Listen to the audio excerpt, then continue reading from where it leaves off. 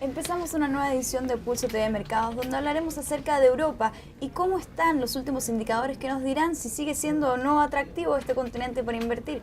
Para hacer todas las preguntas acerca de estos temas y más, nos encontramos aquí en el estudio con Nora Balzarotti. Ella es analista de Nevasa. Buenas tardes, Nora. Hola, ¿cómo estás, Antonio? Bien, gracias. Empecemos hablando acerca de los indicadores de actividad y de confianza que vimos en el continente y cuál es el diagnóstico entonces que podemos decir de la eurozona.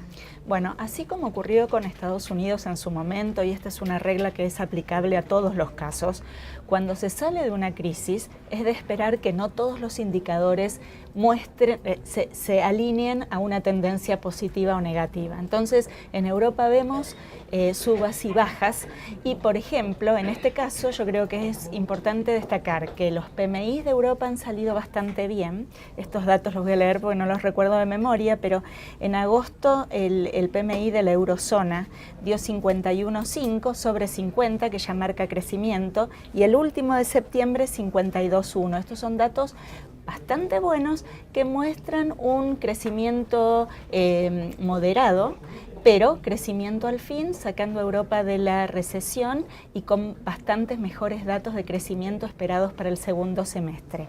Otro dato que se conoció hoy fue en septiembre el sentimiento, la confianza en Europa, que publica la Comisión Europea, dio 96,9, subiendo desde 95,2 el mes anterior, pero se esperaban 96, es decir, casi un punto por encima de lo que se esperaba. En cuanto a crecimiento, lo que vemos es que Francia, después de 18 meses de indicadores contractivos de PMI, por ejemplo en agosto el PMI había dado 48,8, pasa por primera vez a un dato superior a 50, con 52, y Alemania sigue con datos en torno del 53, que es también un dato bueno, y estas son las dos economías más importantes de la eurozona.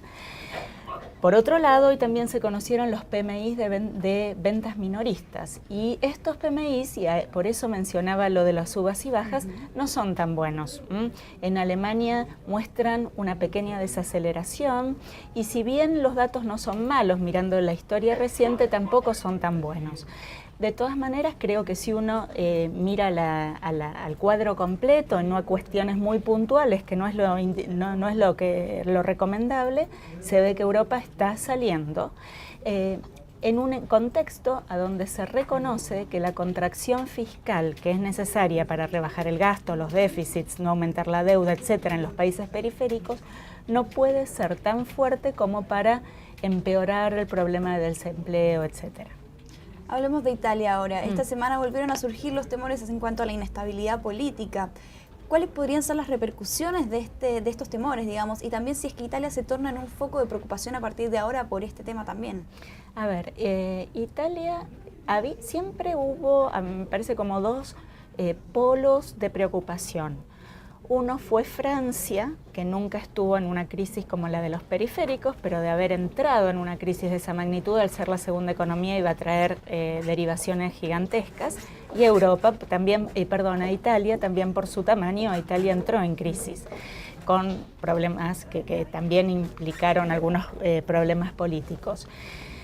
Yo creo que Italia es de los países que entraron en crisis más seria, el país que menos políticas en pro de una recuperación ha encarado. Y en ese contexto a mí Italia me preocupa, porque después mi impresión es que las cuestiones políticas van a ir de la mano.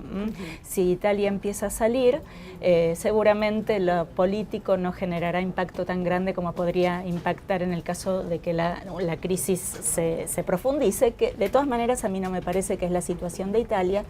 Y hay un indicador que salió hace poco del Banco Central Europeo, que te lo comento para Italia, pero también se aplica a España. Los bancos de estos países tenían un stock muy importante de bonos soberanos de estos países, porque en realidad tenían un rol sosteniendo, pensaban tener un rol sosteniendo los rendimientos bajos, ¿no? O presionando a la baja un poco los rendimientos debido a las características críticas del refinanciamiento de estas deudas. Lo que ha venido pasando en julio y agosto, y este es un dato significativo, es que el stock se redujo, es decir, hubo ventas netas de bonos por parte de los bancos. ¿A quiénes fueron estos bonos? Es muy probable que como los rendimientos se han mantenido dentro de todo controlados, esto surja porque haya partícipes del sector privado, agentes del sector privado, probablemente desde Estados Unidos también, que están interesados en comprar deuda soberana europea. Entonces, esto pasa tanto en Italia como en España. En España es más evidente. Entre julio y agosto deben haberse vendido algo así como 8.000 millones de euros por bono.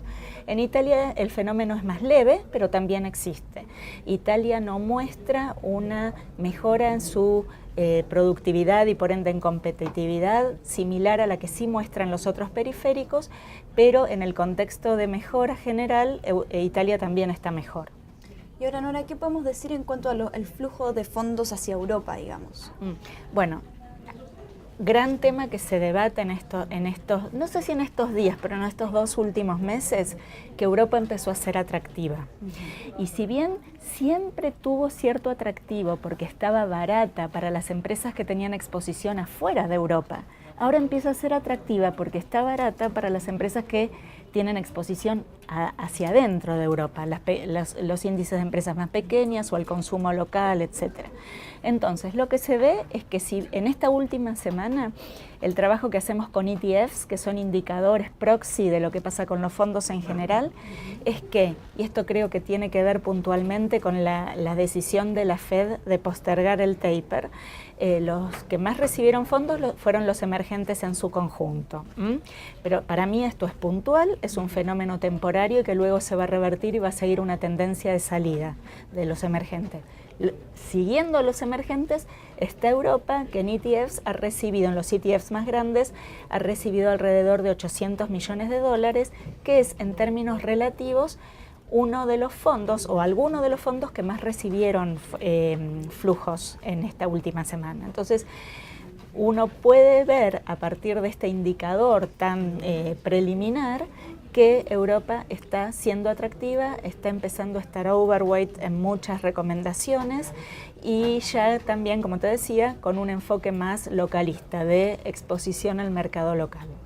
¿Qué puede esperar Alemania y por ende también Europa en cuanto al nuevo gobierno de Angela Merkel? Bueno, a ver, Merkel ganó las elecciones, pero no logró que la parte o el grupo minoritario de su coalición entrara al Congreso. Entonces, ganó, pero con algunos inconvenientes para gobernar luego por la conformación del Congreso. De hecho, por ejemplo, Fitch y Standard & Poor's dijeron que aún con este resultado no iba a cambiar su calificación, en el sentido de que podría considerarse algún problema.